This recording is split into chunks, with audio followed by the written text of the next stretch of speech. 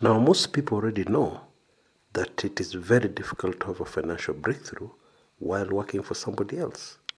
People very, very rarely get rich while being employed somewhere.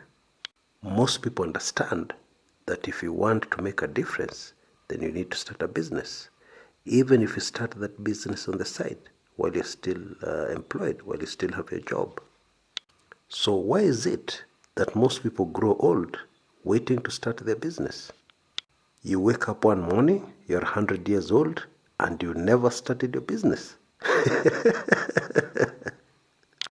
Well, you can experiment for yourself and confirm whether what I'm about to tell you is true or not.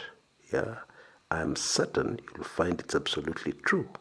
Most people will tell you, I don't have capital. If only I had a source of capital, I would start a business. I have only one problem, and that's raising finances to start my business. That is all you'll hear. Now, let's examine this for a minute. Is this true? Is this statement true?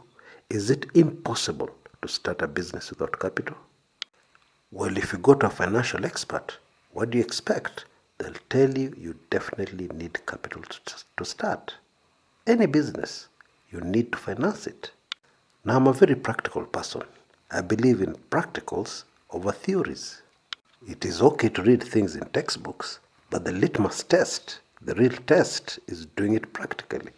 If you take the time to go out and interview actual business people, you'll be amazed because some of them, not all of them, some of them started without a single cent in capital. Talk to a mama mboga. They'll tell you, in fact, one told me that they borrowed their first stock. Yeah.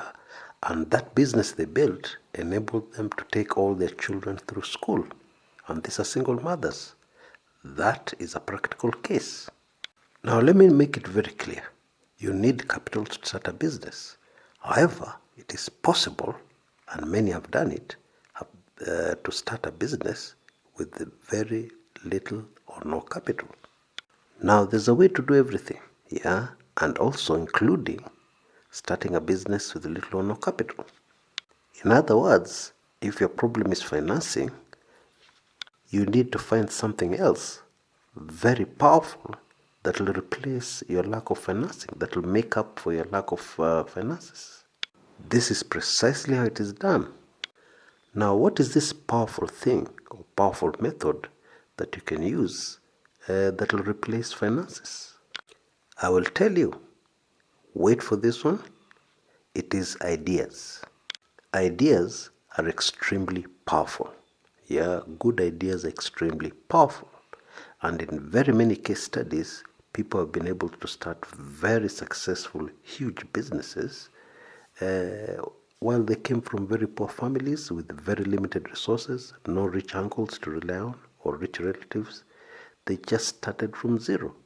But they were determined to succeed. Yeah, and therefore they made up for their lack of finances, connections, etc., by coming up with a great idea.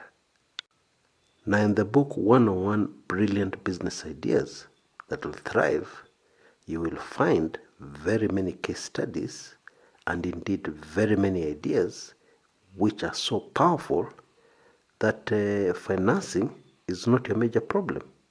Your major problem becomes understanding that idea and implementing it successfully. So I hope you've taken that very important lesson from this video. If you don't have finances, don't despair. If you don't have rich uncles or rich relatives, don't give up. All you need is a brilliant idea. And you can research on the web for brilliant ideas. Yeah, you can look around and be creative. Or you can get a copy of this ebook. Yeah, it'll be in your email in seconds. Yeah, when you order it, you can get a copy of this book. And after going through it, you'll be bubbling with ideas. Yeah, I guarantee it. And if you're not bubbling with ideas, you can just copy paste, as we like to say in Kenya. That is, you get an idea, identify an idea, and copy it, implement it for yourself. These are ideas that have been researched. Yeah, that is why you'll mostly find in those ideas that you're not only given the idea, but you're also given potential challenges. And you can see all the information on your screens right now on how exactly to order this ebook. And we currently have an offer. You buy one, you get the other ebook free, because there are two ebooks as you can see on your screens. Let me end this by asking you a very simple question. What is more important for a business? Capital or a great idea? There are very many cases I'm familiar with where people had capital. They came across capital. Yeah. And some of them never even ended up starting their businesses. Many others completely used up their capital and ended up failing in business. In other words, with a bad idea, even with all the capital in the world, you'll fail. You'll never succeed. But a great idea will carry you very far, even with limited finances.